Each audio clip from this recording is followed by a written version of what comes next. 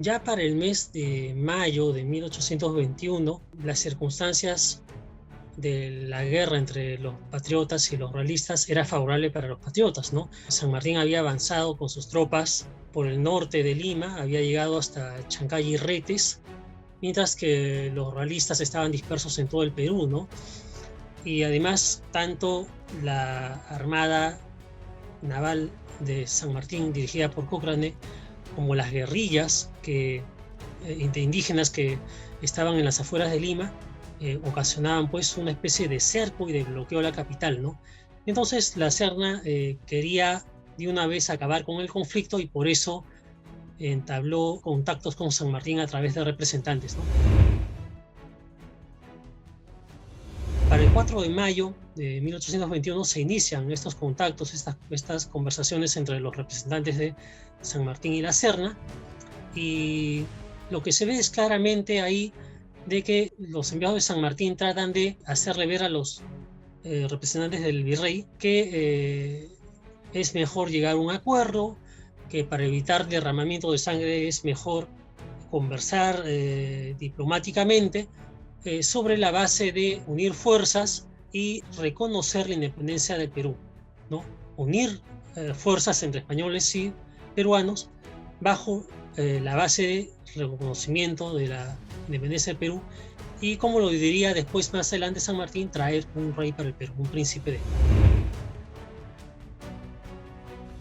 El libertador San Martín tenía la idea clara, ¿no?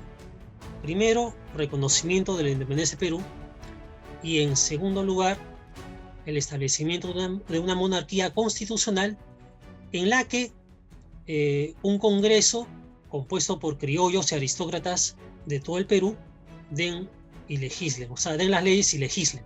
Y el rey, el príncipe de la Casa de Borbón, que sería el rey del Perú, sería el encargado de aplicar las leyes que el Congreso peruano hiciera, ¿no?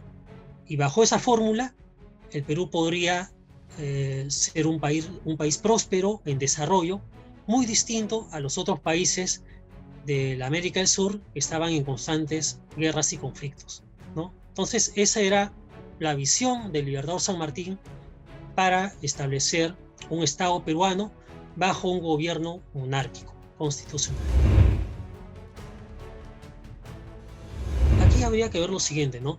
San Martín era un hombre que había estado en Europa muy joven, ¿no? Él había peleado defendiendo la causa de España, enrolándose en el ejército realista que peleó contra los invasores franceses en 1808 en la península ibérica, y poco después, 2-3 años después, él deja la guerra y viaja a Inglaterra, y allí se entera de algunos hechos que habían ocurrido no solo en Inglaterra sino en Francia, ¿no? Él toma contacto con los ilustrados, con filósofos, con gente importante, y allí se da cuenta de que la forma de gobierno republicano había fracasado. Me refiero a la primera república que hubo en Francia en 1793 con Robespierre, ¿no? Había caído producto de la violencia que había originado las amplias libertades que había dado el gobernante francés a todos los franceses, ¿no es cierto?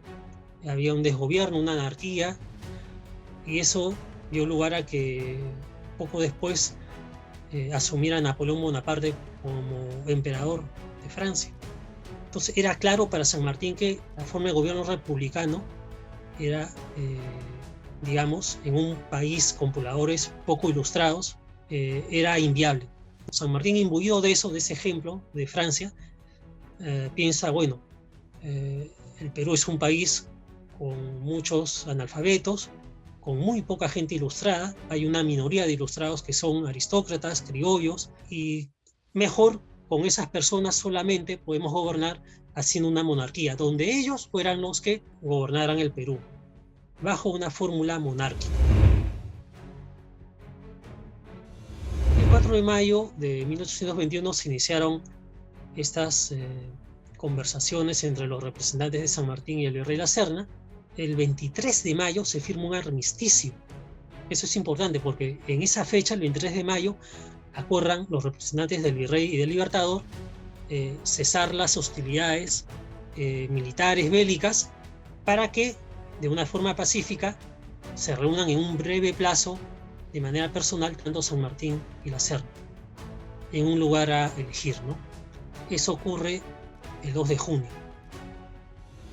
Parte de Guerra narra el curso de la independencia desde el desembarco de San Martín en Paracas hasta la proclamación de la independencia el 28 de julio de 1821. La República lo invita a viajar al pasado de la mano de historiadores peruanos y extranjeros.